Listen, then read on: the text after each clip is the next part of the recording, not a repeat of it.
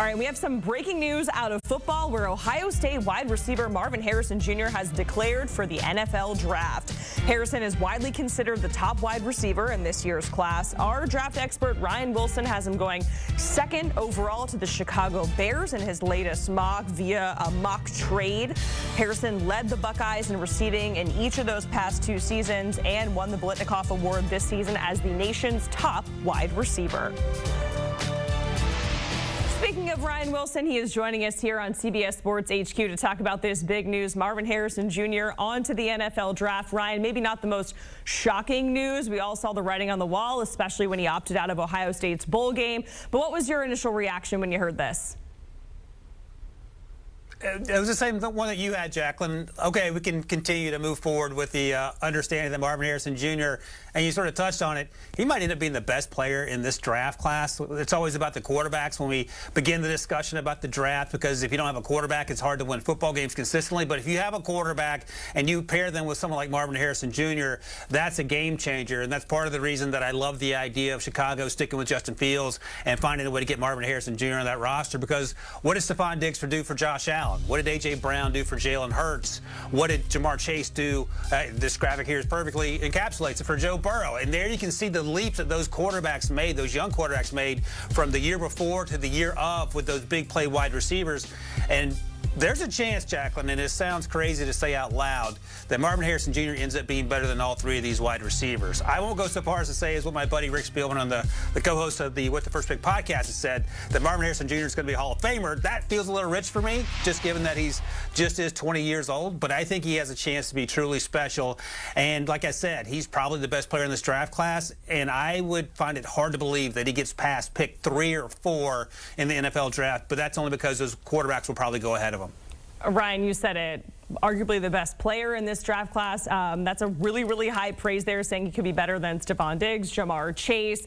And of course, with Washington in the CFP, there was a lot of buzz around Rome Odunze. There was that whole conversation about maybe Rome Odunze as wide receiver 1 over Marvin Harrison Jr. But in your opinion, what makes Marvin Harrison Jr. just a cut above the rest and in that upper echelon of wide receivers? Hey, Jacqueline, don't stop there. Let's name names. Our guy from the Cover 3 podcast, Tom Fornelli, was pushing the narrative that Rome Odunze is better than Marvin Harrison Jr. And look, we'll find out together. And Tom may not be right, because it's one thing to say your piece in the pre-draft process, and things ultimately change.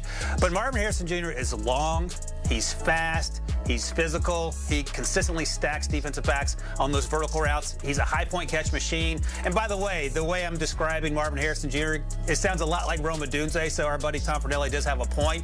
But I think the pedigree, we know who his father is, Hall of Famer Marvin Harrison, who played for the Colts and won the Super Bowl there. And I'll just say this. When we were at C.J. Stroud's Pro Day last year at Ohio State, back in the spring, Marvin Harrison Jr. was running routes for C.J., and there were a lot of NFL folks who were side-eyeing Marvin Harrison Jr. while pretending to watch C.J. Stroud, because he was so electric in person. And I think he's a great kid, number 1.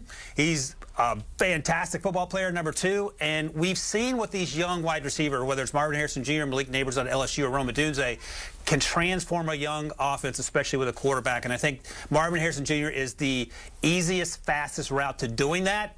Not to say that Malik Neighbors and Rome Odunze can't be those guys, but Marvin Harrison Jr. feels like as close to a sure thing as you can say about the draft process, which we know, Jacqueline, can be a bit of a lottery. Yeah, Ryan, I remember it well when you and Rick were there at Ohio State, and we were, talking about C.J. Stroud, of course, but Marvin Harrison Jr. came up quite a bit. And we were like, hey, we still have a whole other year, but now we are there. And I want to talk about your mock draft where you have the Chicago Bears in a mock trade taking him number 2 overall.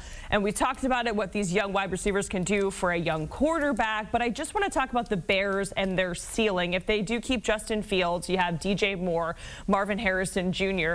What do you think the ceiling is for the Chicago Bears team if it does end up that way?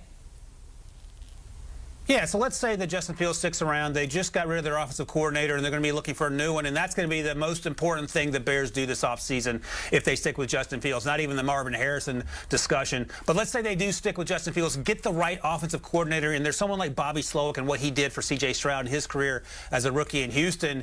Here's the thing. And they did a great job last year when they traded down from number 1 to number 9. They got a starting right tackle. They got a starting cornerback. And the offense was a little better, and I think you take the next step. And if you do get a Marvin Harrison Jr. and you trade down and get even more draft picks, you can continue to surround Justin Fields with the players that they need to take that next step. And that next step will include, I think they have to be considered a 10-plus win team with the right people around Justin Fields and the right play caller. And you're going to add pieces on the defense because they have another first-round pick, their own first-round pick, currently number 9 as we sit here. They're not only going to be a 10-plus win team, Jacqueline, I think they're going to be in a real conversation for battling the Detroit Lions and the Green Bay Packers for an opportunity to win that division. Maybe the Minnesota Vikings, should Kirk Cousins come back and re-sign there. So this could be an incredibly competitive division, and I think it's fair to assume that they have to be in the playoff conversation, and I'm talking about winning a playoff game, especially given that Matt Eberflus, it looks like he's going to come back for one more year. Get the play caller right, get Marvin Harrison Jr., and Jacqueline, everything else will take care of itself. Hey, the NFC North could be really, really fun to watch in years to come. Ryan Wilson joining us here on CBS Sports HQ as we are following that big breaking news out of football. Marvin Harrison Jr. declaring for the NFL draft. Of course, you can hear Ryan Wilson on his podcast with the first pick in the very latest episode. Of course, the guys are talking about NFL teams. If they're intrigued by J.J. McCarthy, other quarterbacks in this draft class, you can download and listen wherever you get your podcasts, or you can make it easy, scan that QR code on your screen.